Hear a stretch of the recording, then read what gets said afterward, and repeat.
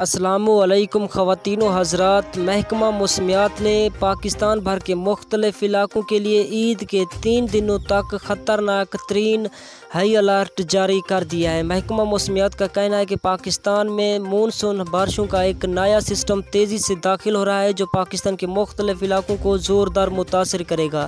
یہ سسٹم کتنے دن جاری رہے گا اور کن کن علاقوں کو متاثر کرے گا، میں آپ کو مکمل ویدر رپورٹ سے آگاہ کرتا ہوں۔ اس چھوٹی سی ویڈیو میں اس کو آخر تک دیکھتے رہنا ہے، مگر اس سے پہلے اس ویڈیو کو لائک کر دیں۔ اگر آپ اس چینل پر نیو ہیں تو اس چینل کو سبسکرائب کر کے ساتھ دیے بیل آئیکن کو آل پر ضرور کلک کر دیں۔ ناظرین گرامی، محکمہ موسمیات کی وارننگ میں بتایا گیا ہے کہ آج سے ملک میں